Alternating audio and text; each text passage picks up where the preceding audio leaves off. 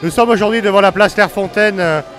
On voit que la manifestation contre la suppression des allocations familiales pour les frontaliers bien évidemment, mais qui va pénaliser aussi une partie des résidents, semble être un succès puisque la place commence à se remplir très bien petit à petit et tous les bus ne sont toujours pas arrivés. Nous espérons que par ce geste, le gouvernement luxembourgeois prendra en compte la colère légitime des salariés résidents et des frontaliers, de manière à retirer cette loi qui nous semble inéquitable et injustifiée.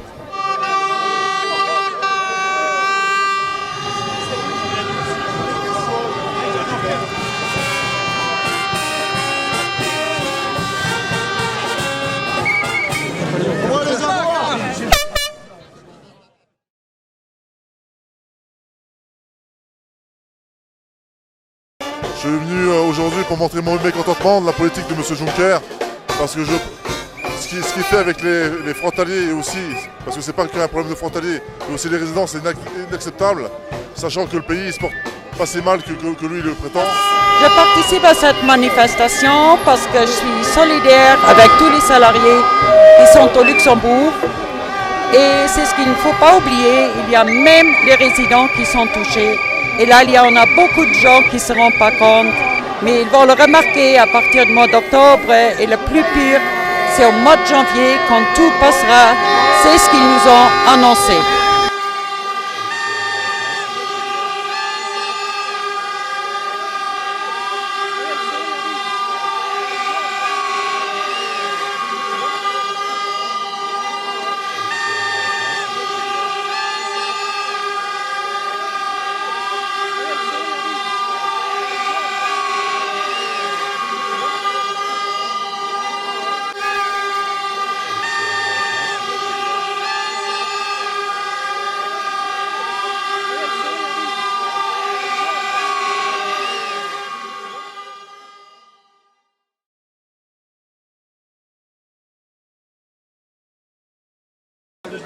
Chers collègues de travail, liebe Arbeitskollegen,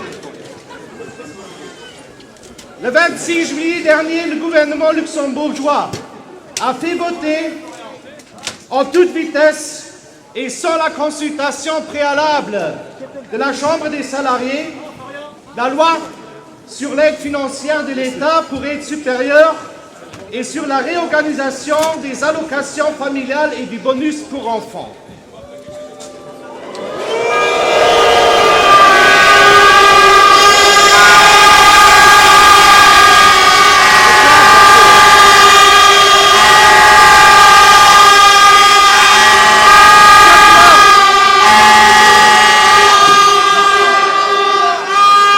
Cette loi est la première étape de la politique d'austérité du gouvernement luxembourgeois dirigée contre les acquis sociaux et les salaires. C'est cette politique qui a déjà provoqué l'échec des discussions tripartites au printemps dernier. L'OGBL et les autres syndicats disent non à cette politique parce qu'elle est profondément injuste. Injuste d'un point de vue social et injuste d'un point de vue fiscal. Elle veut nous faire payer les conséquences d'une crise économique et financière pour laquelle nous ne sommes nullement responsables.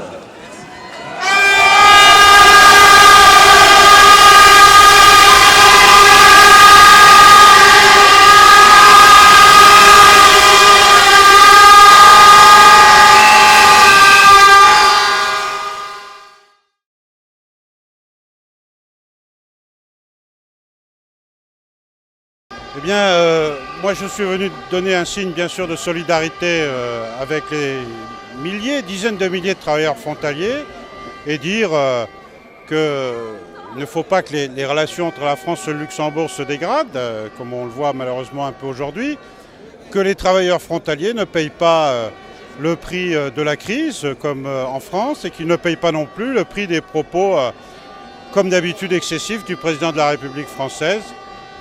Ce sont des salariés, ils doivent avoir les mêmes droits, c'est le sens de leur combat pour l'équité qu'on attend de l'ensemble des pays d'Europe. Je vis seule, j'ai encore 2 enfants à charge. J'ai une de mes filles qui rentre à la faculté depuis cette semaine. Et je perds toute son allocation familiale. Donc sur un budget en tant que travailleuse mais à mi-temps, ça me fait une grosse perte budgétaire par la suite, quoi. Et donc ça fait énorme comme perte sur mon salaire, quoi. Donc c'est pour ça que je viens défendre mes droits au Luxembourg en tant que travailleuse frontalière. Bravo!